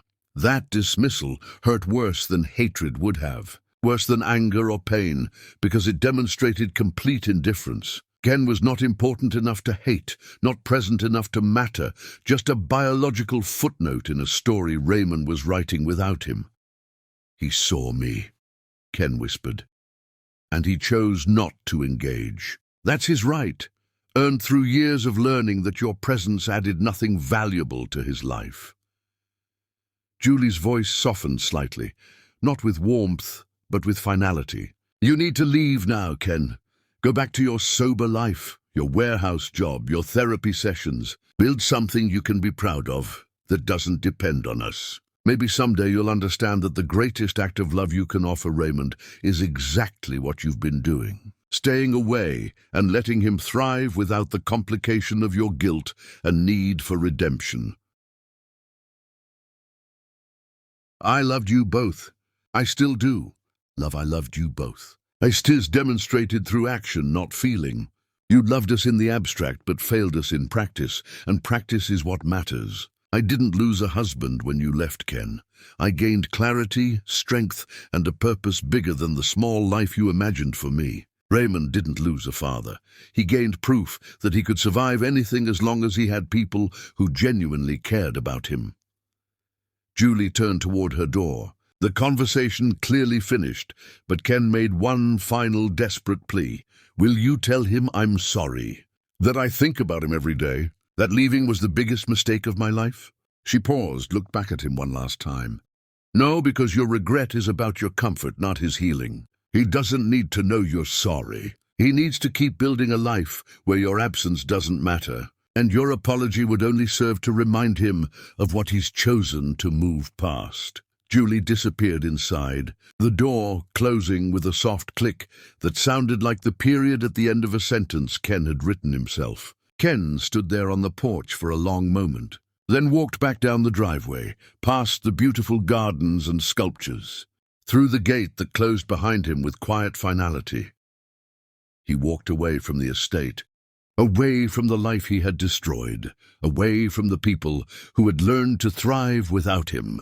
The walk back to his modest apartment took 2 hours, his car having been sold years ago, and he spent that time processing what Julie had told him, accepting finally that some losses were permanent, some chances expired, some damage could not be repaired no matter how much you changed afterward.